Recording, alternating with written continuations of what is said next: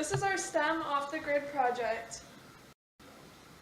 Our group members are Sam Bracciolari, Lauren Zajac, Michael Allen, Katerina Lusky, Dusty Dickens, and Blake Rowe. What is off the grid? Living off the grid is living independently without public utilities, including electricity and natural gas. What is sustainability? Sustainability is meeting all of your living requirements without compromising future generations. We were tasked with designing a plan to live off the grid in Turrialba, Costa Rica. Now, a weather and climate report from Costa Rica. Good morning. Today's weather in Costa Rica is 72 degrees and sunny. Costa Rica is a small Central American country between Panama and Nicaragua. Nearly 1/4 of the area inside the country is covered in extremely biodiverse rainforest jungles. They got many national parks too. Now, let's visit Michael live from the rainforest. In Costa Rica, there's a tremendous amount of rainfall every year.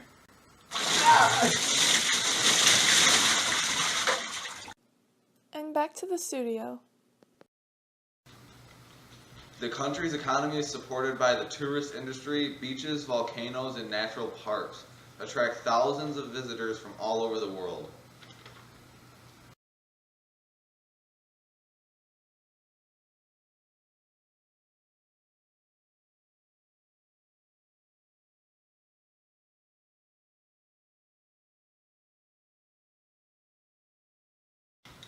Costa Rica has two major seasons, a rainy, humid season and a dry, windy season.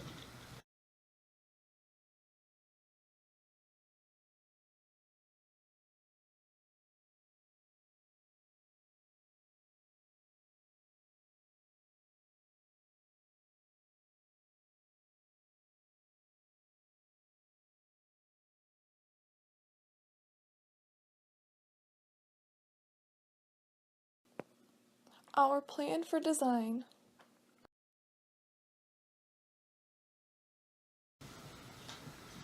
Our house will be on a 5-acre plot on the south side of Parque de Nacional Volcano Turrialba near Rio Turrialba. Our house will be built with treated bamboo so it won't rot from all the rain, and we will have windows covered with screens to keep all the bugs out of our house. Because our house is off the grid, it will not be affecting the environment very much, but it will be taking up land where the animals live. We will not have any heating or cooling systems because of the mild climate of Costa Rica. Our home will be a small 2-story bamboo house with 3 bedrooms, 3 living areas, and 1 central bathroom. The 5-acre plot of land will consist of the house, the sheep barn and sheep pen, a large aquaponics system with river water routed from the Rio Turrialba, 2 main garden areas, and water holding facilities, as well as electrical component generators. Our house will mainly be powered by wind turbines, also with the help of geothermal, solar, and biomass technology. What about water? Where will our water come from, and how will it be treated after we use it? Our used water will be recycled and filtered through the earth, or treated with safe chemicals if necessary. Because we are using a composting toilet, we will not have to deal with any sewage. Season, we will be using water from storage and hand-pumped well water if necessary. With all of this, our main source of water will be collected rainwater that is filtered. Here's the plan of all the water that we would use every day. We need water for things like showering, dishwashing, clothes washing. We also need it to drink and to give to our animals, and partially for watering our garden. We estimate that we would use about 1,000 gallons per day, depending on how much rainfall there is. We will be using hydroponics to raise fish and grow lettuce, tomatoes, cucumbers, celery, strawberries, blueberries, and various herbs. We will be growing our pineapples, guavas, mangoes, papayas, bananas, starfruit, limes, oranges, and more.